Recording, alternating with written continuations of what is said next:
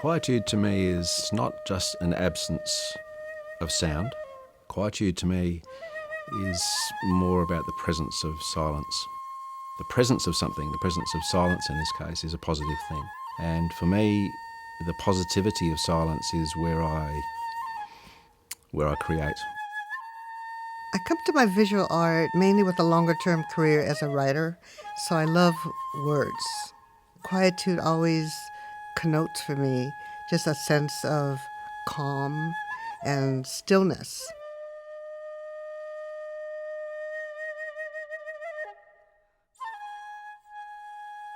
In planning this exhibit, I think David and I both shared the idea that we wanted to offer not just a showplace for our art per se, but an introduction to a village in Daejeon and an introduction to history through the existence of these Yongcheongsu.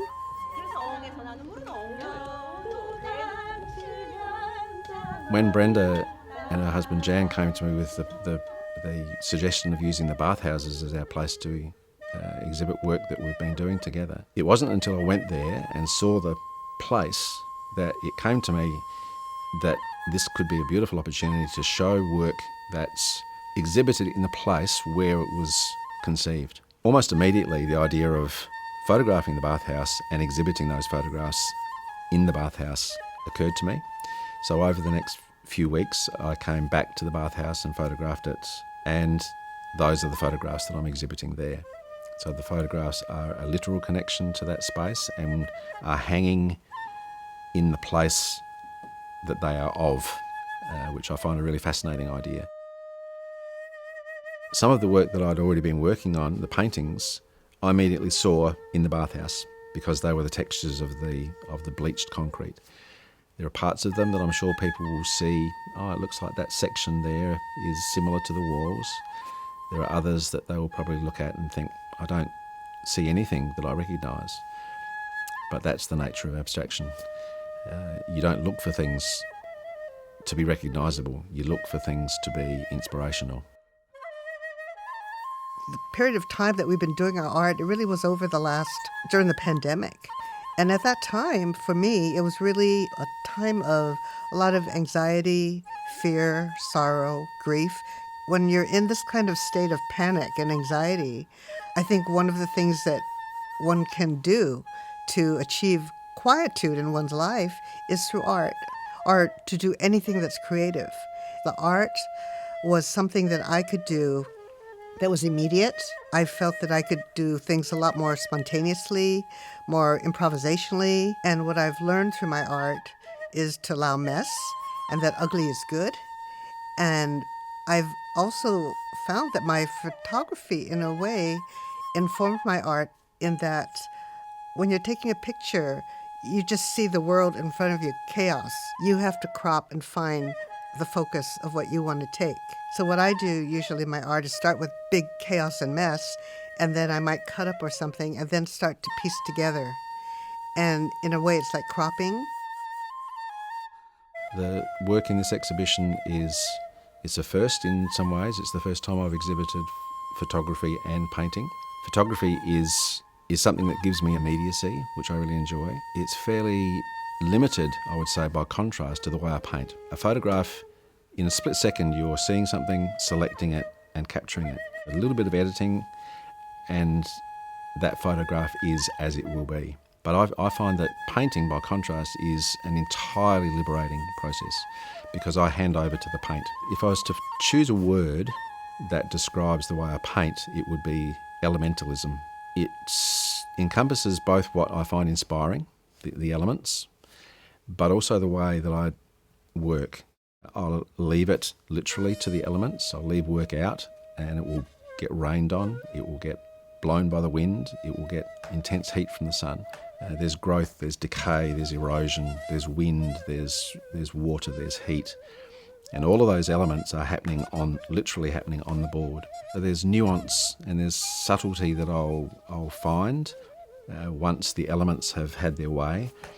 So it's this lovely dance between allowing the elements to do their thing and then me coming in and just making suggestions.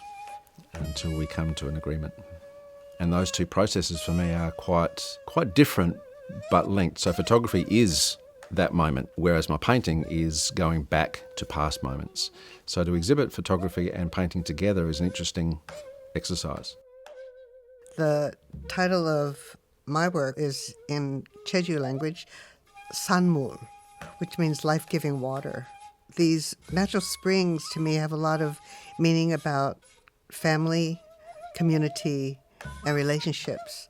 As I started to research more about the Yongcheonsu as a writer, I learned that these yongcheongsu, these natural springs, there's hundreds of these all around the island, and they were kind of the centerpiece of how they created the villages so that they would have access to water. The families used to go there for, very functional. The Jeju people were just very practical and functional. And they use it for the laundry, washing the vegetables, and the bathing.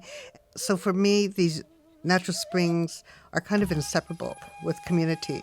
So in planning this exhibit, I think David and I both shared the idea that we wanted to offer not just a showplace for our art per se, but an introduction to a village in Daejeong and an introduction to history through the existence of these Yongcheongsu.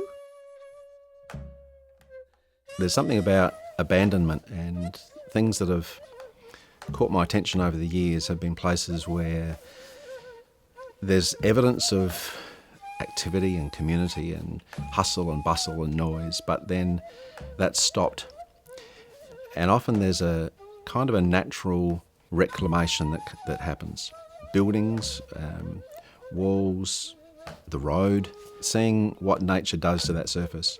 And it's those things that I find that I most deeply dwell on in a state of quietude. Things will come back to me, and it's in those moments of reflection and really deep silence that I will see them, and I will hear them, and they'll become the stories that I want to tell. My finishing is usually with wax. I really love encaustic. And the reason why I like encaustic is using the torch and burning and making layers and layers. I love the notion of learning through mistakes. And when you do encaustic work and work with wax, you could scrape it off, you could incise something, you could slap something on, you could do so many things. There's no such thing as a mistake. So I think a lot of my character is also to allow for mistakes, kind of the Japanese saying wabi-sabi, perfection and imperfection. I really think my art isn't really refined perfection type of realism, but it's more the abstractions that come out and reveal themselves with hopefully some kind of life force. Exhibiting is in many ways the antithesis of an art practice. An art practice is intensely private, and every moment that you put into a painting or a photograph is intensely between you and the work. And then you reach this point where you decide to publish, and you move from that place of quietude into its antithesis. So I think as an artist, you need to remove yourself from that exhibition moment, from the performance moment, from the publishing moment, and acknowledge that that is the moment where it's a nexus between you, the artist, the work, and the audience. They might not get where the story came from. They might not understand it in the same way. They probably won't, because everyone brings their own story to a new story. I think one of the pleasures of this collaboration with David is this mutual respect that we've had. We didn't have a very specific notion of what the art was going to end up being. We pretty much said, go ahead and do what just comes out. I think our shared aesthetic really helped because he could get me further to where I wanted to go. He always just appreciated my art for what it represented about me and tried to help me draw out and reveal more of that. And I think that's what makes a really good friend, mentor, artist, teacher, one that really can listen and watch and ask questions and encourage. So that has been quite a blessing for me in our, collaboration. Collaboration is something I'm very cautious about. So the fact that I didn't hesitate to ask Brenda to do this is testament to what I think of her as a person and as an artist. I first met Brenda at a book launch of one of her books, and she had just a few works exhibited, not really as a serious exhibition, but just kind of, this is also something I'm playing around with. And I was really taken with them. Her aesthetic, even then, was something that I immediately was drawn to. So we started talking about text and language and she as a writer, the process of writing and how many similarities there were between that process and me from the point of view of my visual art practice and process. It grew from there, and it's just been a mutually wonderful experience. I wanted for there to be something about my time in Jeju that was entirely Jejuian, and Brenda personifies that. It also puts the work in an emotional place, in a personal place, which is beyond just the physical making of paintings, because it's linked to what will be a lifelong friendship. For me, this event is about relationships and community. It starts with my relationship with David in the genesis of this project, but it's also about the relationship to the community in Daejeon, where we had to go get permission. It's our relationship to the expat community, just the cross-fertilization. This idea of not having it in a traditional gallery was to create an offering, so to speak.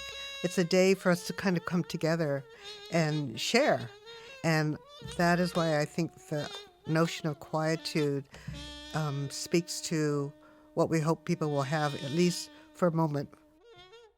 I guess if there was something that I would like for an audience to go away, is for them to say, well, they were photographs of an abandoned bathhouse or a concrete wall or a piece of wood. Let's look at that sculpturally. Let's turn our attention away from the utilitarian. Let's look for things in objects and places where we don't usually find beauty or cause for pause, without imposing any expectation on an audience. That would maybe be my secret, quiet hope, that if something were to come to someone about looking at the world around them and just taking a moment longer to look at things which previously they may have walked past, and appreciate them for their visual values, for their ability to tell a story. What a person can never take away from me is the actual experience of the making of it, where I was in quietude in my studio and just me having dialogue with the work itself.